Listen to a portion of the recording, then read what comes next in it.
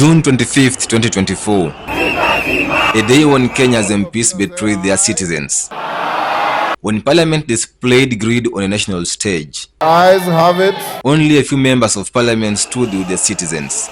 The day the finance bill was passed as Kenyans bled outside Parliament. A bill that cost more than 30 lives. When guns meant to protect citizens were turned against them. Criminals pretending to be peaceful protesters. A day when a generation was born from broken trust. The MPs have failed us. We are going to take power with our own hands. The day Kenya began a conversation. We are deeply embarrassed, Mr. Speaker, that it has taken young children to point to us that you are naked as our leaders. Sadly, it was a conversation that never was. In fact, shoot and kill. And Kenya changed forever. There was a time when Kenyan politicians lived like our favorite local celebrities, buying high-end vehicles. In the parking of the Senate, you see Prados. But in the parking of the National Assembly, you see high-end vehicles. Splashing millions in funerals and harambees. How would an MP be able to donate 20 million shillings at a harambe? Filling Kenya's airspace with expensive helicopters. Over the weekend, I was speaking of a young member of parliament from my community who has bought a helicopter. Honorable Didmus Barasa, take it easy. Those helicopters will not change your life. Even in the way they talked, they carried themselves with pride. Like influencers who had just hit 1 million subscribers. Pride became the order of the day. A lifestyle far beyond what their salaries could explain. It became a competition of who could steal more than the other, who could display more wealth, and who could donate more. In the midst of all this, a generation awoke. A generation that watches, learns, and takes action. We want to reject it completely, and that's why we are here. It's our duty to protest against the bill. At the peak of Kenyan politicians' arrogance and in a bid to create more money to fund their lavish lifestyle at the expense of struggling Kenyans, the Finance Bill 2024 was drafted. Reject Finance Bill! To many Kenyans, it was not just another finance bill. It was poison. A budget of over 3.9 trillion shillings was to be financed partly through new taxes that many believed would make life even harder. To many, it was a bill meant to tax Kenyans into poverty while their masters, politicians, continued living lavishly. A generation watched all this happen. Proposals to tax bread while roads remained impassable. Proposals to introduce a motor vehicle tax while hospitals lacked enough medicine. Proposals that would make mobile money and financial services more expensive while millions of young people remained unemployed. Proposals to impose an eco-levy on products such as sanitary towels, while many schools lacked enough classrooms and learning materials. Proposals that will make everyday life even more expensive while corruption and wastage of public money continued unchecked. To many Kenyans, it seemed like every problem had one answer from those in power: more taxes. How do you tax a girl from the rural areas who cannot afford a pad worth 119? That's too much. Members of Parliament were warned against passing the bill, but blind as they were and deaf as they had become, they could not listen to their employers, the Kenyan people. A generation calmly asked its representatives to have mercy on them, but filled with pride and arrogance, many could not listen. A few days before the bill was to be voted on in Parliament, a generation took action. Since the MPs would not listen, online mobilization and civic education began. Young Kenyans started explaining the bill to each other, why they believed it would burden ordinary citizens and why they felt it had to be rejected by going to the streets. They said, no, we have to show up for our country. And indeed, they showed up. Anti-finance bill demonstrations spread across the country, from Busia to Mombasa, from Kisumu to Nairobi. One message united them all: reject the finance bill. Mobilization was done almost entirely online. Blind as they were, many politicians failed to see what was building. Their pride and arrogance had blinded them. By the time some leaders tried to calm the already angry citizens, it was too late. X spaces were held. TikTok lives brought together thousands of Kenyans. WhatsApp groups shared information every minute. The country was preparing for one day. June 25th, 2024, the day Parliament would vote on the finance bill. The morning of June 25th, 2024, Kenya woke up to one of the most tense days in its history. Nairobi was the center of the demonstrations, but the same mood could be felt across the country. Online mobilization continued as young people discussed meeting points and routes to Parliament, carrying only a Kenyan flag, bottle of water, and a phone to record history. The revolution had to be documented and televised. This was the day Kenyans had a date with destiny. The speaker arrived on the floor of Parliament. Clause by clause, members of Parliament debated on the proposed amendments to the Finance Bill 2024. As many as of that opinion say aye. Some clauses were dropped, while others were amended following public pressure. There will be no taxation on bread. But by then, the movement had grown beyond amendments. The message from the streets was simple: reject the finance bill. Inside Parliament, the House was divided.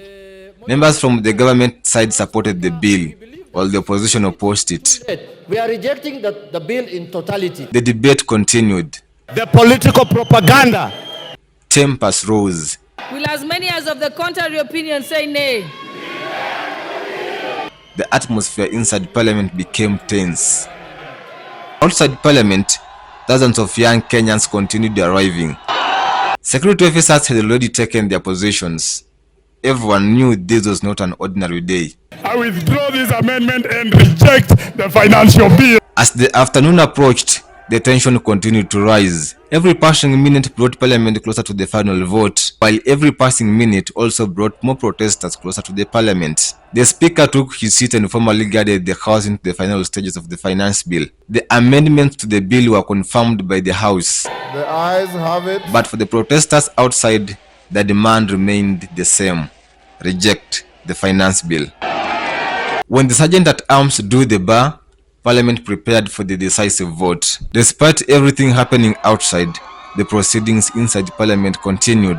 Any other phrases that are strange to the standing orders will be counted as spoiled votes. The opposition raised objections and made their final appeals before the vote. We want to finish this thing quickly and join the Gen Z out there. I would beg that the leader of majority gives us a status update on all those Kenyans who are abducted before we vote. Order, Babu Wino. You should be ashamed of yourself. You should direct that everyone votes publicly and loudly using the microphone. Insisting. We are not asking, we are not begging. It's not a favor, Bana. It's not a favor. At 12:57 p.m., voting began. I vote no. Outside Parliament, the crowds continued to grow. Online, thousands more followed the proceedings. I vote no! Voting came to an end at 2:03 p.m. Tallying of the votes began. The atmosphere inside Parliament became even more tense. Outside, protesters waited anxiously for the outcome. At 2:13 p.m., the tellers announced the results. Yes, 195. No, 106. Spoiled, 3. Thank you, Mr. Speaker. The finance bill had passed at a time when the country was bleeding. Opposition members protested and walked out of the House. The whole world watched leaders lead their own country to destruction. A time when citizens needed their leaders most, they betrayed them. Those members withdrawing from the chamber do so quietly. While Parliament continued with its business, events outside quickly changed. At around 2:30 p.m., confusion began inside the National Assembly. The sergeant at arms and parliamentary staff moved hurriedly. Members looked around in confusion. Members stood from their seats as uncertainty spread across the House. The atmosphere inside Parliament had completely changed. Business continued in confusion as members remained standing. At 2:35 p.m., after concluding the day's business, the House was adjourned until the following day. A few minutes later, Parliament was breached. Parts of the parliamentary buildings were torched. The smoke of the revolution filled Nairobi's skyline, a scene never seen before. MPs ran for their lives through tunnels. Some were evacuated in ambulances, while others had to change their clothes. Other government buildings, including sections of the Supreme Court, were also affected during the unrest. And the homesteads of some MPs who had voted for the bill were also not spared. And that was the day when government unleashed all its machinery to its citizens. State versus its own people. By the end of the day, the results of the protests were visible. More than 30 people lost their lives in the unfinanced bill protests. Rest in peace Rex Masai, Eric Chieni, David Chege. The list is long. Kenya had changed. Lives had been lost. People were injured. Property was destroyed. Images of bodies lying on the streets spread across the country and around the world. The reality of what had happened had settled in. President William Ruto later declined to sign the finance bill into law and dissolve his cabinet. What many citizens had been asking for peacefully from the beginning was eventually done, but only after the country had experienced one of its darkest days.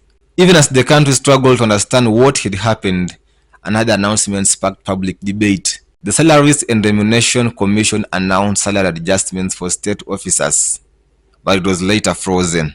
Nobody asked for that increment. Nobody that I know. Personally, I never asked for that increment of 14,000 shillings. In the weeks that followed, Kenya remained restless. Reports of arrests, deaths, alleged disappearances and abductions continued to dominate public discussion. Blame games began. Kenyans felt abandoned by the very leaders they expected to guide the nation through the crisis. Honest conversations began. Young people discussed leadership, accountability, corruption, and the future of their country. For a brief moment, Kenya seemed united by one conversation instead of politics. The cabinet was dissolved, but many familiar faces later returned to government. The finance bill was withdrawn, yet similar tax proposals would later return in different forms. Harambees continued, politics continued, but so did the pain. And from all that, a generation was born. A generation that discovered its voice. A generation that refused to be divided by tribe. A generation that questioned every decision. A generation that demanded accountability, not promises. A generation that showed patriotism in action and not words. A generation that reminded leaders who the real employer is. A generation that believed Kenya belongs to its citizens. A generation known simply as Gen Zs.